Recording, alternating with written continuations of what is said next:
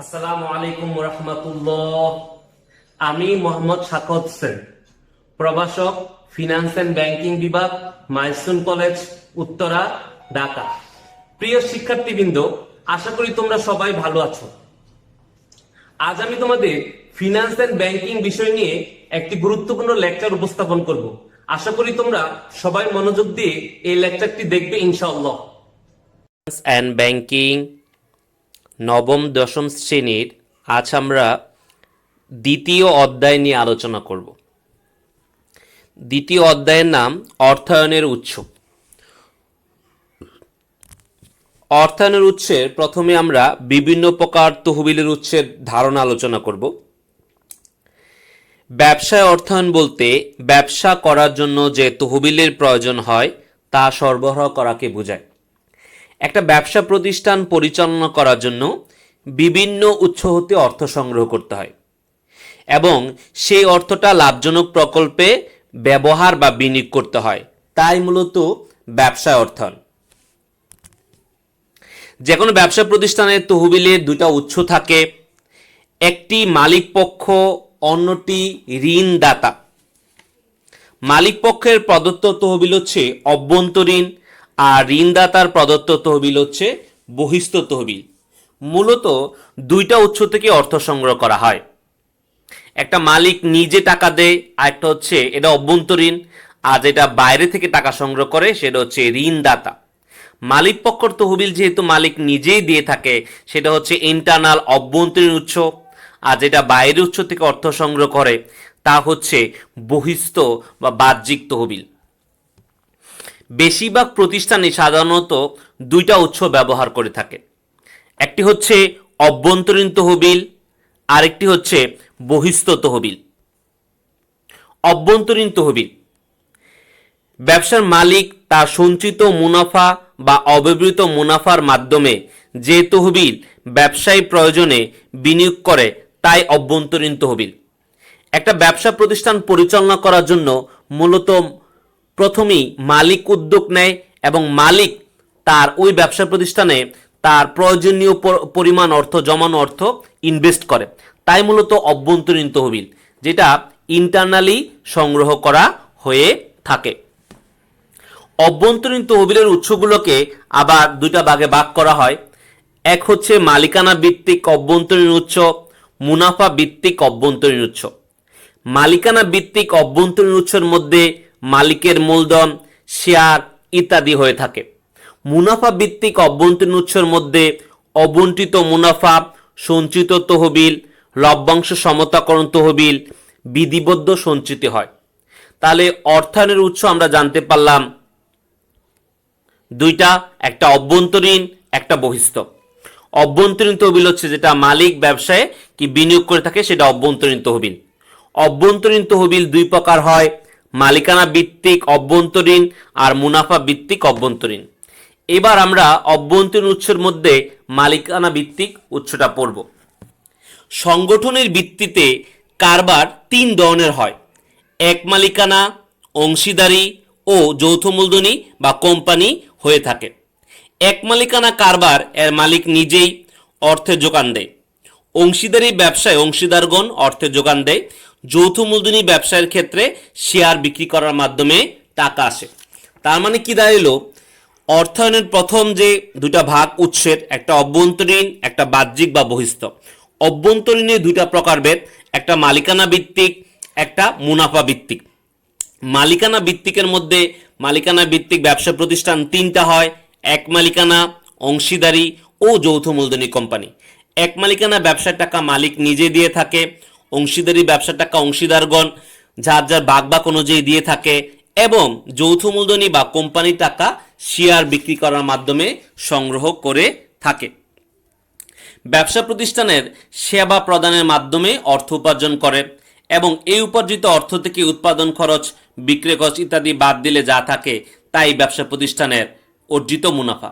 এখন আমরা যেটা পড়তেছি সেটা হচ্ছে মুনাফা ভিত্তিক শ্রেণী বিভাগ।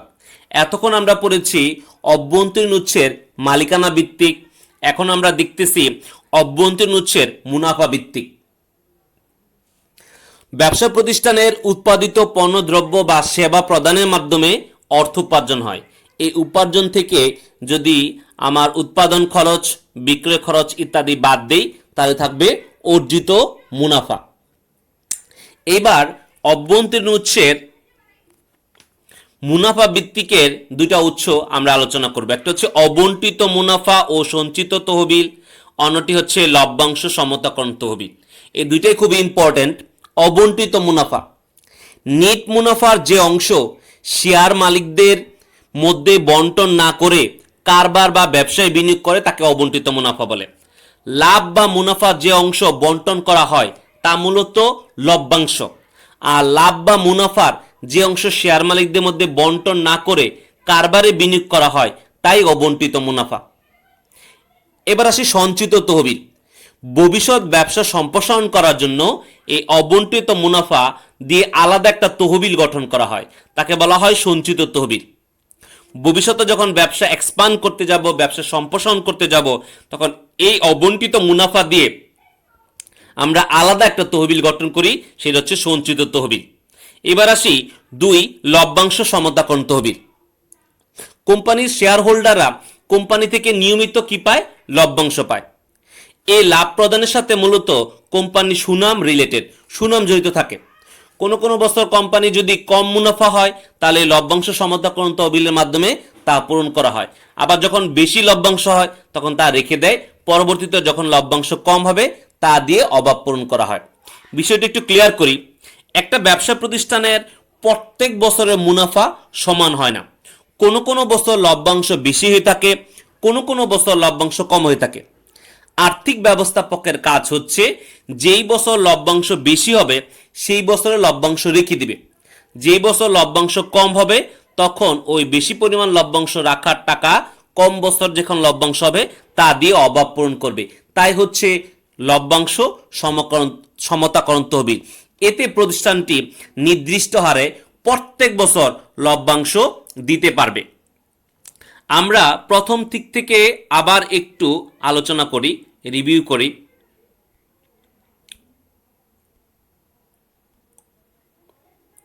যখন আমরা দ্বিতীয় অধ্যায় পড়ব তখন আমরা প্রথমে আসব একটা ব্যবসা প্রতিষ্ঠানের ব্যবসায় অর্থন। একটা ব্যবসা প্রতিষ্ঠান পরিচালনা করার জন্য বিভিন্ন উৎস থেকে অর্থ সংগ্রহ করা হয়।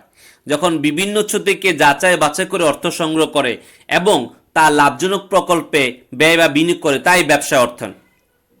ব্যবসায় অর্থন আমাদের দেশে বড় বড় কারবার প্রতিষ্ঠান আছে, যেমন Kohinoor chemicals, Beximco pharmaceuticals, choir, singer. এইসব ব্যবসায় প্রতিষ্ঠানগুলা মূলত শেয়ার, ঋণপত্র ইত্যাদির মাধ্যমে অর্থ সংগ্রহ করে থাকে। তারপর আমরা দেখেছি একটা ব্যবসা প্রতিষ্ঠান পরিচালনার জন্য তারা যে অর্থ সংগ্রহ করে সেটা দুটো উৎস থেকে অর্থ সংগ্রহ করে। একটা মালিক নিজেই দেয়, আর একটা হচ্ছে ঋণদাতা। মালিক পক্ষ যে তহবিল দেয় সেটা অভ্যন্তরীণ, যেটা ঋণদাতা তহবিল দেয় সেটা বহিস্থ। তারপর আমরা পড়েছি এই যে দুটা উৎস, এই দুটা উৎসকে, অর্থায়নের উৎসকে দুটা ভাগে ভাগ করা হয়। একটা অভ্যন্তরীণ তহবিল, একটা বহিস্থ বা বাহ্যিক তহবিল। অভ্যন্তরীণ তহবিল হচ্ছে যেটা মালিক নিজে দিয়ে থাকে, মালিক যেটা নিজে দিয়ে থাকে সেটা হচ্ছে অভ্যন্তরীণ তহবিল। সেক্ষেত্রে মালিকের অভ্যন্তরীণ তহবিলের উৎসগুলোকে দুইটা ভাগে ভাগ করা হয়। একটা মালিকানা ভিত্তিক অভ্যন্তরীণ তহবিল, একটা মুনাফা ভিত্তিক। মালিকানা ভিত্তিক, এক মালিকানা ব্যবসার ক্ষেত্রে মালিক নিজে টাকা দেয়, অংশীদারগণের ক্ষেত্রে যার ভাগ ভাগ অনুযায়ী, চুক্তি অনুযায়ী সে টাকা দেয়, কোম্পানি শেয়ার বিক্রি করার মাধ্যমে টাকা আসে। এখন কোম্পানি আবার দুই ধরনের হয়, private limited company, public limited company. Private limited কোম্পানির সর্বনিম্ন সদস্য 2 জন, সর্বোচ্চ 50 জন, পাবলিকের ক্ষেত্রে সর্বনিম্ন 7 জন, উচ্চ শেয়ার সংখ্যা দ্বারা সীমাবদ্ধ। তখন এই প্রাইভেট লিমিটেড কোম্পানি বা পাবলিক লিমিটেড কোম্পানি উভয় কোম্পানি মূলত শেয়ার বিক্রি করার মাধ্যমে টাকা সংগ্রহ করে। তবে প্রাইভেট লিমিটেড কোম্পানি শেয়ার বাজারে শেয়ার বিক্রি না করে নির্ধারিত মালিকদের মধ্যে বিক্রি করে থাকে। এবার আসি মুনাফা ভিত্তিক। আমরা মালিকানা ভিত্তিক পড়েছি, মুনাফা ভিত্তিক। মুনাফা ভিত্তিকটা হচ্ছে দুই ধরনের হয়। একটা হচ্ছে অবন্টিত মুনাফা, নেট মুনাফা যে অংশ শেয়ার মালিকদের মধ্যে বন্টন না করে কারবারে বিনিয়োগ করা হয় সেটা অবন্টিত মুনাফা। ভবিষ্যতে ব্যবসা সম্প্রসারণ করার জন্য অবন্টিত মুনাফা দিয়ে আলাদা তহবিল গঠন করলে তাই সঞ্চিত তহবিল। লাভ বা মুনাফার যে অংশ বন্টন না করে রেখে দেওয়া হয় সেটা হচ্ছে অবন্টিত মুনাফা। লভ্যাংশ সমতাকরণ তহবিল, প্রতিষ্ঠানে যে বছর লাভ বেশি হয় সেই বছর লাভ রেখে দেয়, পরবর্তী বছর লাভ কম হলে তা দিয়ে অভাব পূরণ করে, তাই হচ্ছে লভ্যাংশ সমতাকরণ তহবিল। এই ছিল আজকের লেকচার। প্রিয় শিক্ষার্থীবৃন্দ, এতক্ষণ তোমরা ফিনান্স ব্যাংকিং বিষয়ের উপর একটি গুরুত্বপূর্ণ লেকচার দেখেছো। এই লেকচার থেকে যদি তোমরা কোনো প্রশ্ন তোমার মনের মধ্যে উদয় হয়, অবশ্যই তোমার বিষয় শিক্ষক বা সাবজেক্ট টিচারকে জানাবে, উনি তোমার সমস্যা সমাধান করে দিবে ইনশাআল্লাহ।